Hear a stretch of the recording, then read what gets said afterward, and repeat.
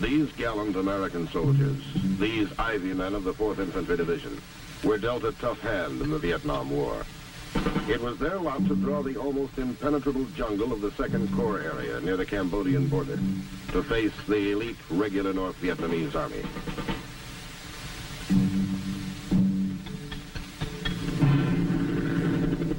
Assigned to a narrow corridor honeycombed with North Vietnamese units operating all the way from the Cambodian border to the coastal plain of South Vietnam, the courageous Ivy men carried the war to the enemy and faced him toe-to-toe for a slug-out that ended in triumph for the 4th Infantry Division and a greatly expanded area of influence for the 2nd Corps.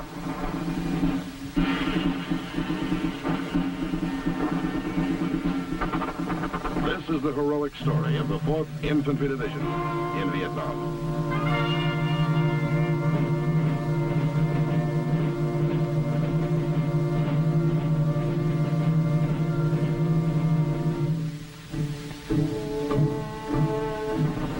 During 2 earlier wars, the 4th Division had built a solid tradition of courage and the capacity to overcome the enemy. Organized in 1917, the Ivy Division, so called because of the Roman numerals in its name, earned campaign streamers at the Marne, Chateau-Thierry, Saint-Mihiel, Verdun, and the Argonne Forest. In World War II, they spearheaded the drive along the Siegfried Line and were heavily engaged in the Battle of the Bulge.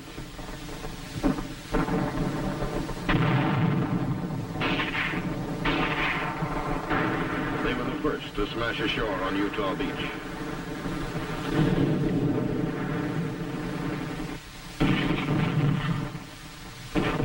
The first to set foot on German soil. And among the first to enter Paris.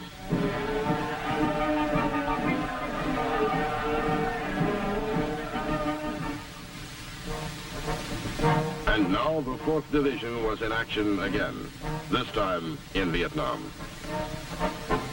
In the summer of 1966, more than 3,000 men of the U.S. 4th Infantry Division arrived in Quy Nhon, on the coast of South Vietnam, to continue the American buildup in that beleaguered country. As the advance contingent stepped ashore, they were welcomed by the Vietnamese and by their commander, General William C. Westmoreland.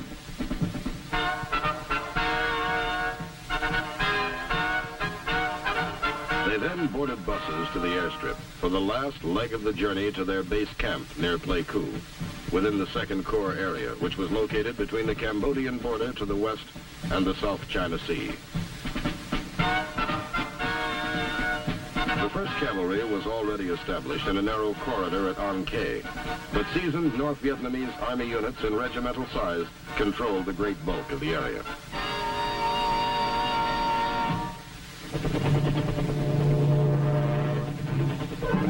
The Central Highlands, difficult terrain made up of jungle, mountains, and waterways with the highest incidence of malaria in Vietnam.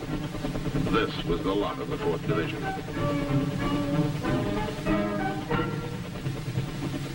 The division base was established at Dragon Mountain, renamed Camp Inari, after Lieutenant Mark S. Inari, the first Ivy officer to fall in Vietnam.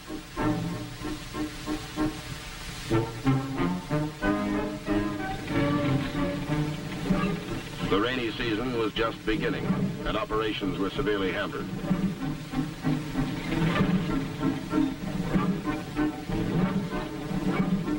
But neither the weather nor the harassing enemy could deter the Ivy men, who were determined to make the area their own.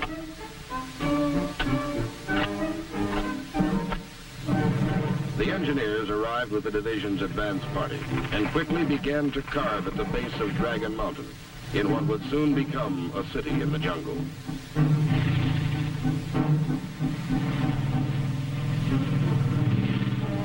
security details always on alert against sudden attack, the men of the 4th cleared the area and established their quarters.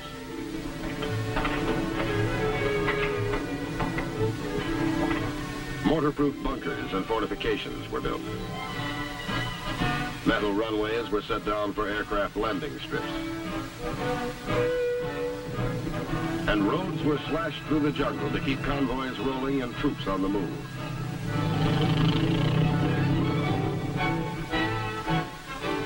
Within little more than a year, the Ivy Division base camp contained more than 900 buildings.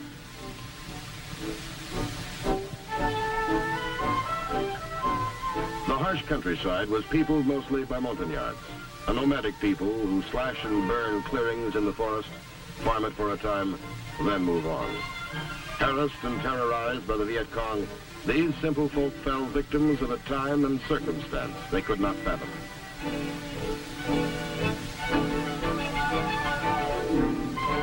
A need to evacuate the Montagnards to safer areas became apparent as enemy activity increased around their villages. A program was evolved for the resettlement and care of the Montagnards.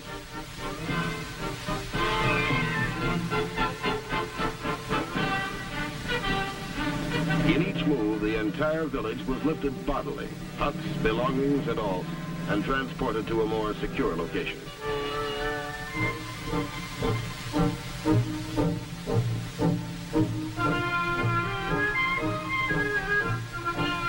The men of the 4th Division helped to create a tight bond between the Montagnards and their country.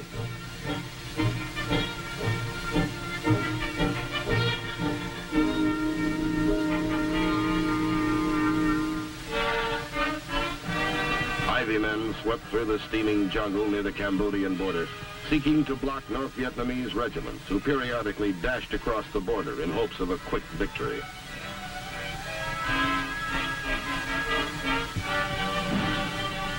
Often, small units of Ivy men would suddenly clash with overwhelming numbers of the enemy, who pounced with swift ferocity.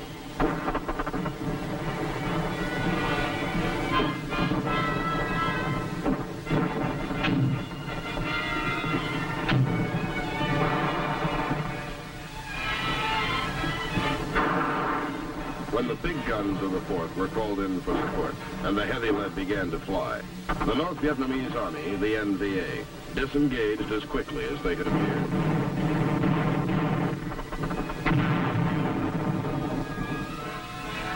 In that autumn and winter of '66, the enemy were often able to elude our pursuing fighters.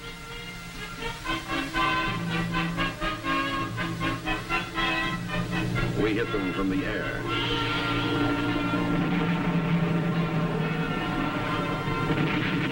But they were adept at camouflage and could only be flushed on the ground. But if that's what it took, the Ivy men were ready.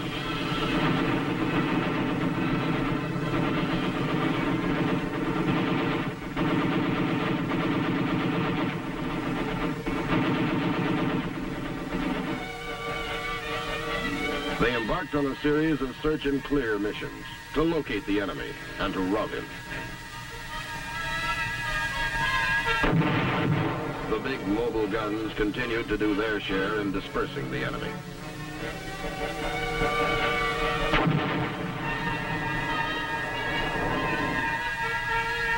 In operations like this and similar actions in early '67, the powerful partnership of heavy mobile guns and Ivy infantry combined to pin down large enemy units and methodically beat them into the ground. Operation Sam Houston grew out of an attempt by the Viet Cong to interrupt work on a vital road being built from Pleiku to a special forces camp near the Cambodian border. The road-building crew had been the target of numerous mortar attacks and the scene of violent firefights.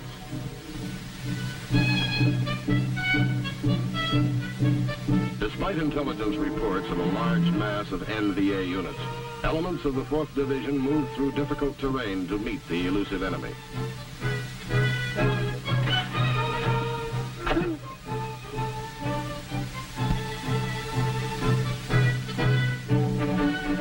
There were few landing zones in the dense jungle, and areas had to be cleared before resupply ships could bring in supplies and take out the sick or injured.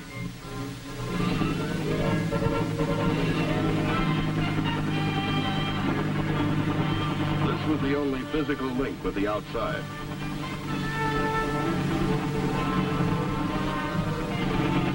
Choppers were called in for all types of assignments. Top priority went to combat assault missions.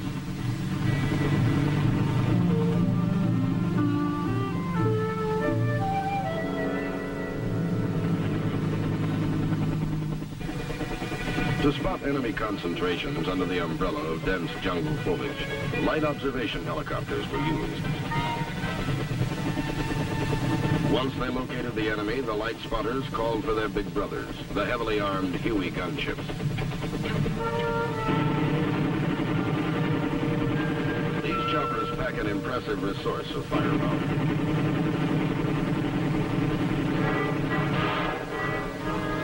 The gunships strike quickly, with uncanny accuracy and formidable power.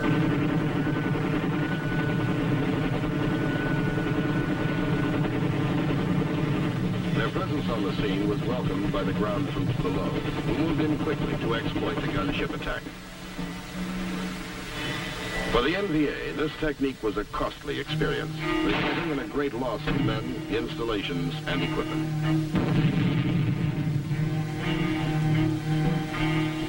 While their buddies hacked and beat their way through the thick jungle in the north, the 3rd Brigade of the 4th Division, working with the Vietnamese Army, was assigned to War Zone C along the southern waterways. In the winter of '67, this task force spearheaded the action in Operation Cedar Falls. Positioned along the southern sector of the Saigon River, a mechanized battalion of Ivy men was charged with a twofold mission: to engage in clear and hold operations along the river, and to block the escape route of fleeing Viet Cong.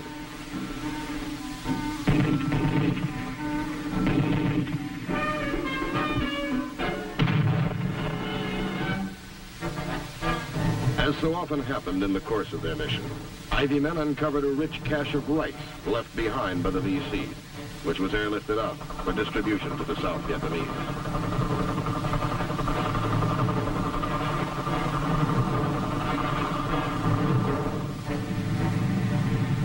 Hard on the heels of Operation Cedar Falls came Operation Gadsden, in which a battalion of Ivy men fought together with elements of the 25th Division. On one of their many sweeps deep in the jungle near Cambodia, they succeeded in taking a division-sized Viet Cong complex. At first, the Americans had met heavy resistance, but on the second day, they moved in and found that overnight, the enemy had abandoned the area. The complex was there to be taken.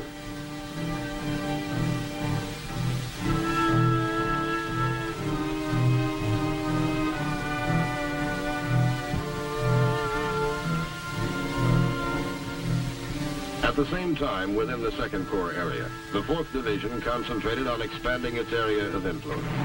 With determination and tenacity, they hit the enemy with tremendous firepower.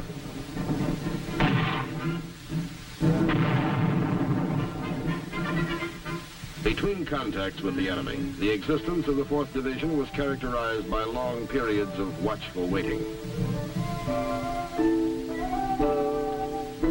with time for relaxation.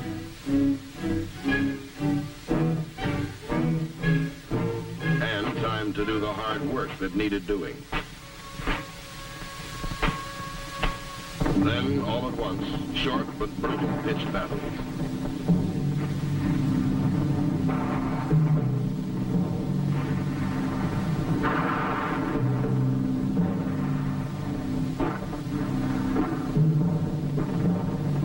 And that was the pattern until, in April of 1967, the 1st and 2nd Brigade moved into Operation Francis Marion, while operating from bases nicknamed Jackson Hole and the Oasis.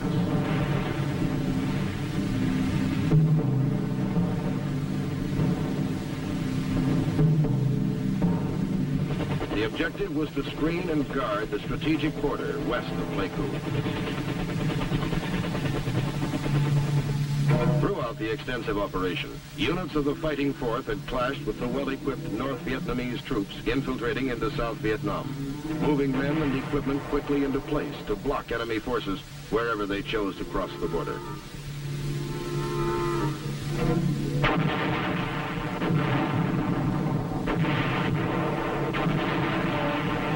During the operation, massive artillery was employed.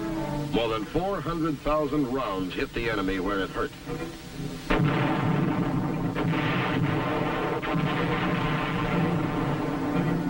This devastating firepower was a major factor in quelling the enemy offensives and in demoralizing the NVA forces.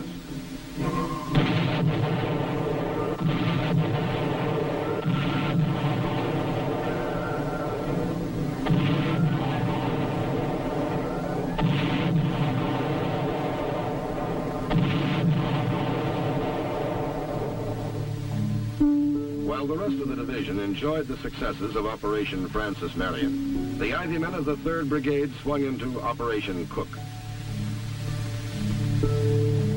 Convinced that most of the villages and hamlets in the area around Dak To were either Viet Cong or sympathetic to them, the 3rd Brigade undertook an intensive search operation.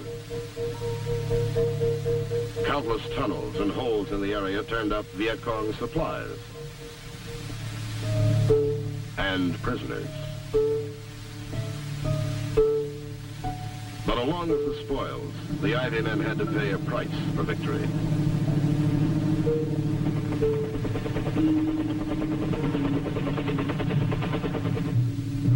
In the fall of '67, a North Vietnamese Army regiment moved into the Ia Drang Valley from the sanctuary of the Cambodian mountains to threaten the Special Forces camp at Plei Mae.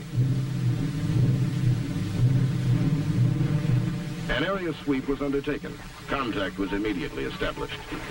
NVA patrols were particularly active around roads, but round-the-clock Ivy operations effectively neutralized the threat. The men of the 4th succeeded in blocking the NVA thrust to destroy Plei Mae, while simultaneously blocking thrusts as far south as Ban Mi Thuc. At the same time, intelligence reported a heavy enemy buildup in the dusty, inhospitable valley near Dak To, 55 miles north of Pleiku. The Ivy men quickly responded to the challenge, moving the infantry battalions of the 1st Brigade into the rugged mountains near the Cambodian and Laotian borders.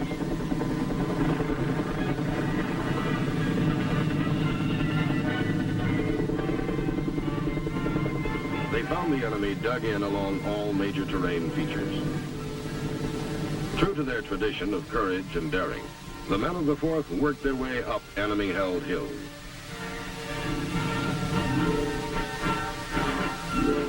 With an airstrip at Dak To under constant attack by 122mm rockets, Ivy men slugged it out in the surrounding hills in sharp-pitched fights against a shrewd, well-trained, entrenched enemy. The final battle at Dak To occurred on the northern slopes of Hill 875.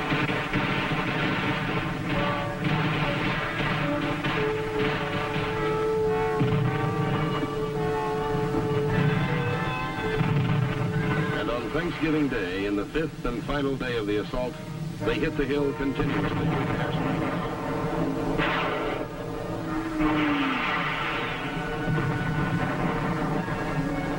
Artillery and mortar rounds. Air Force strikes destroyed whatever cover the NVA might have used in defense of their position.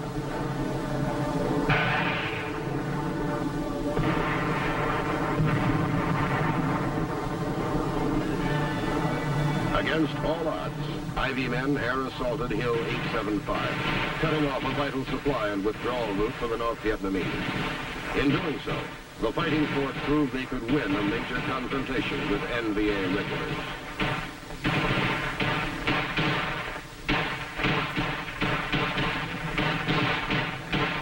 The support of all units was vital to the success of the battle. The cry "medic," shouted on the battlefield, threw into operation the most sophisticated facilities known to man in wartime. Within moments of the call, Medics were on hand to treat and evacuate the injured.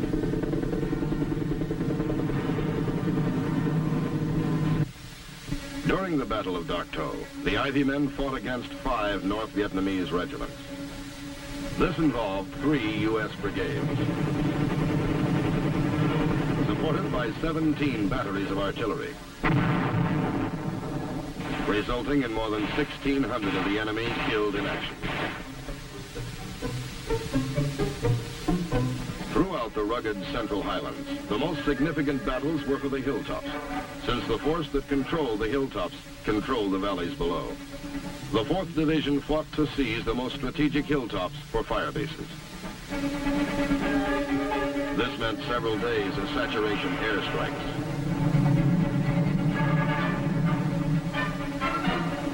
And artillery fire.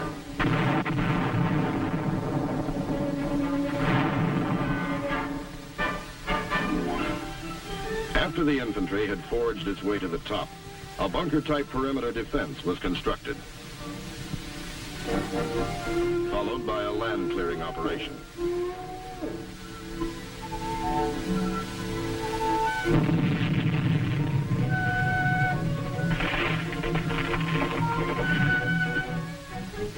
When completed, the hilltop was a barren, dusty knob protruding from the valley floor. But even then, the area was by no means secure and had to be defended against enemy assaults.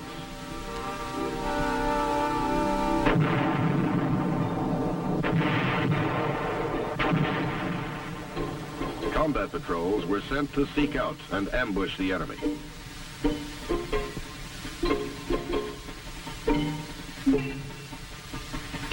Forward observers pinpointed enemy positions for Ivy artillery.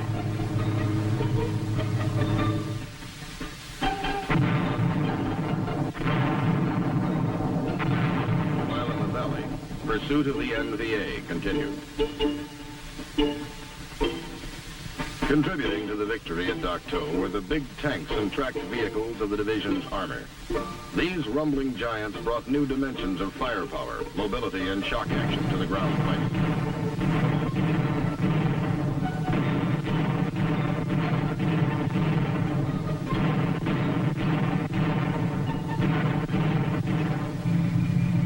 A Viet Cong ambush on a convoy was abruptly turned into a rout when tanks and armored personnel carriers moved into action. In short order, they had the enemy on the run.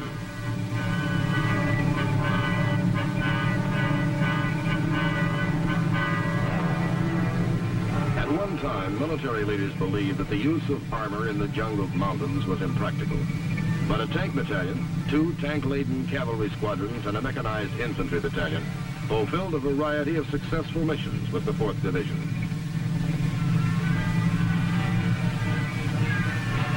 These included search and clear, fire support,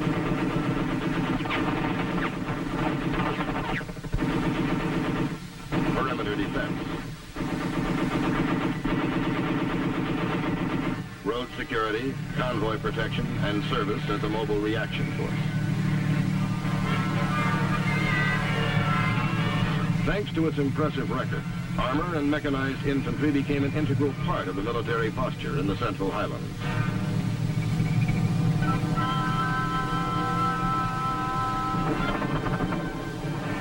The month-long Battle of Dak To, part of Operation MacArthur, was the turning point for the 4th Division in the 2nd Corps area. But they continued to fight the enemy wherever they found him.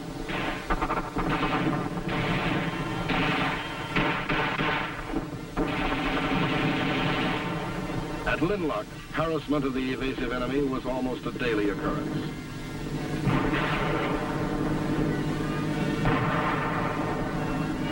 In the Antennae Valley, after lacerating enemy artillery fire, Ivy men were sent out to engage an NVA force of battalion strength. Again, the phantom enemy evaporated when surprise and favorable odds were not his, leaving behind considerable arms and equipment.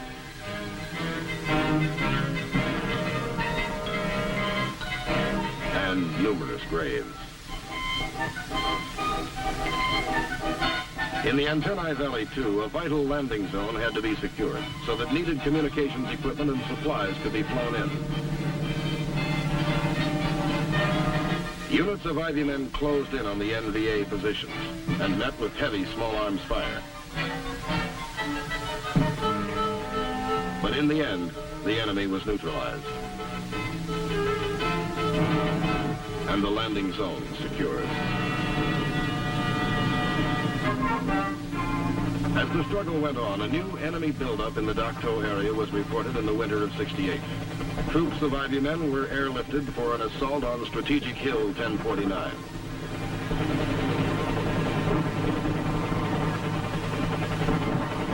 Wave after wave of helicopters lifted the fighting men into the assault. Moving with the precision of a well-integrated combat force, the seasoned Ivy men forged their way through enemy-held positions and took the hill in 5 sorties.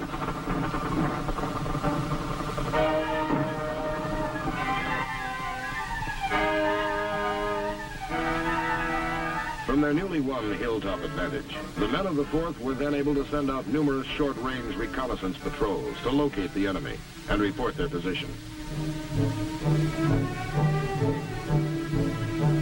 Mortar fire was then poured into the positions to pin the enemy down.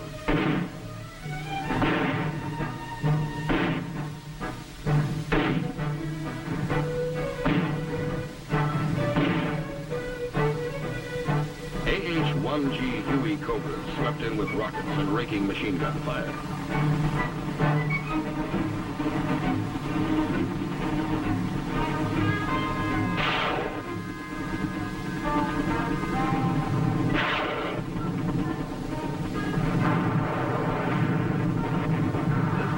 And superior firepower and mobility prevented the North Vietnamese from mounting even one major offensive in the area. Thanks to the short-range reconnaissance patrols and their supporting units, threat after threat to the 4th Division area was eliminated.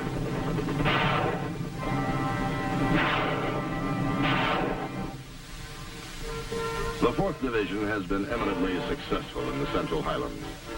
Within 2 years, their zone of influence increased tenfold, covering some 10,000 square miles of rugged terrain. That's the story. The success of the 4th Division's mission was due to the dedication of young men working as a team. Each man was totally devoted to the job at hand and to his fellow soldier, dedicated to give the best that was in him, because that was the best way out for himself, too. The 4th Division, answering its 3rd call to arms, saw its duty in Vietnam's Central Highlands and did it with dignity and distinction. The officers and men of the seasoned 4th Infantry Division stand fully prepared to defeat communist aggression and give the people of South Vietnam the opportunity to live in peace and in freedom. Throughout Vietnam, the Ivy patch is worn proudly by Ivy men and feared by the enemy.